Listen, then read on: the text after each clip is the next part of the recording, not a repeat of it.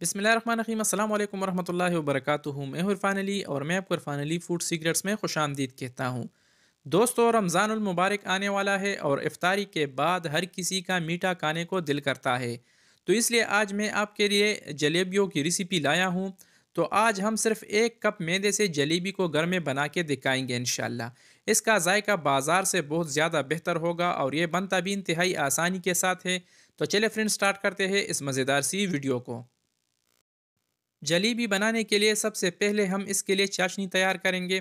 तो यहाँ पर हमने कढ़ाई को चूल्हे पे रख दिया है और उसमें हमने एक कप सादा पानी शामिल किया है। और उसी कप के हिसाब से हमने इसमें एक कप चीनी का भी शामिल किया है। और 2 अदद हरी इलायची भी हमने इसमें शामिल किया है। तो अब हम इसको अच्छे तरीके से मिक्स करेंगे और इसको अच्छे तरीके से पकाएंगे। मिक्स करने के बाद अब यहाँ पर हम 1 चम्मच वाइट विनेगर यानी वाइट सिरका हम इसमें शामिल करेंगे। अगर आपके पास सिरका अवेलेबल ना हो तो आप इसमें लेमन का रस भी शामिल कर सकते हो। तो 1 चम्मच वाइट सिरका शामिल करने के बाद इसको अब हम तकरीबन 8 से 10 मिनट तक पकाएंगे। तब तक पकाएंगे जब तक ये थोड़ा सा गाढ़ा ना हो जाए। यही प्रोसेस आप दोस्तों ने सेम करना है। अल्हम्दुलिल्लाह इसको हमने 8 से 10 मिनट तक पका लिया है और हमारी जो चाशनी है ये थोड़ा सा गाढ़ा हो चुकी है। तो इस दौरान अब हम चूल्हा बंद करेंगे और इसको नीचे उतारेंगे। तो जलेबी बनाने का जो अगला प्रोसेस है तो अब हम वो स्टार्ट करते हैं। यहाँ पर हमने एक बाउल लिया है। बाउल में हमने 1 कप मैदा शामिल किया है। मैदे को पहले हमने अच्छे तरीके से छान लिया था। अब यहाँ पर हम 1 चम्मच इसमें बेकिंग पाउडर शामिल करेंगे। याद रहे कि यहाँ पर हमने इसमें बेकिंग पाउडर शामिल किया है, बेकिंग सोडा नहीं। बेकिंग पाउडर आपको बाज़ार में आसानी के साथ मिल जाएगा। तो 1 चम्मच बेकिंग पाउडर हमने इसमें शामिल किया है और थोड़ा सा हमने ऑरेंज फूड कलर इसमें ऐड किया है। और तकरीबन 2 चम्मच यहाँ पर हमने दही इसमें शामिल किया है। इन सारी चीज़ों को शामिल करने के बाद अब हम इसमें थोड़ा थोड़ा करके पानी शामिल करेंगे और इसको अच्छे तरीके से मिक्स करेंगे और इसका एक अच्छा सा मिक्सचर तैयार करेंगे। यही प्रोसेस आप दोस्तों ने सेम करना है। दोस्तों, आज मैंने आपके लिए जलेबी पकाने का इंतहाई सिंपल, आसान और मज़ेदार तरीका लाया हूँ।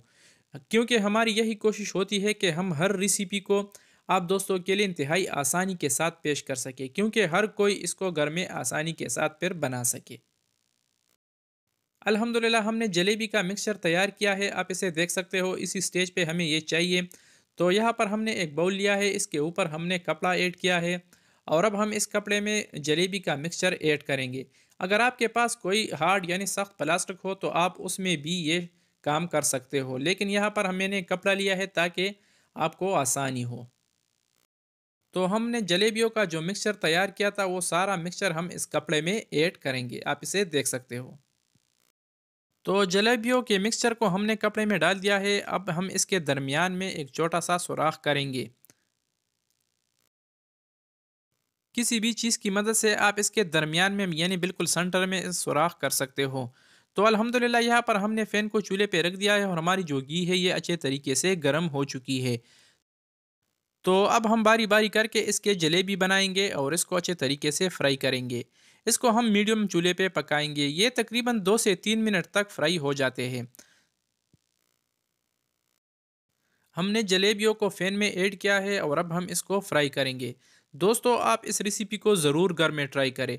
इंशाल्लाह इसका रिज़ल्ट और जायका आपको बहुत ज़्यादा बेहतर मिलेगा, क्योंकि ये बहुत ही ज़बरदस्त बनते हैं। तो अल्हम्दुलिल्लाह हमारे जो जलेबी है ये फ्राई हो चुके हैं, तैयार हो चुके हैं, रेडी है।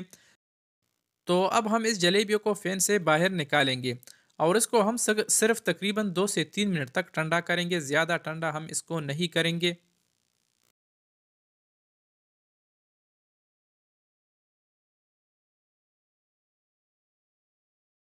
तो अब हम इस जलेबियों को इस चाशनी में डुबोकर रख देंगे। हमारी जो जलेबियाँ है ये भी थोड़ा सा गर्म है और हमारी जो चाशनी है ये भी थोड़ा सा गर्म है। तो इसलिए हम इसको तकरीबन सिर्फ इस चाशनी में 2 से 3 मिनट तक छोड़ेंगे। बस ये 2 से 3 मिनट तक इसके लिए काफ़ी है।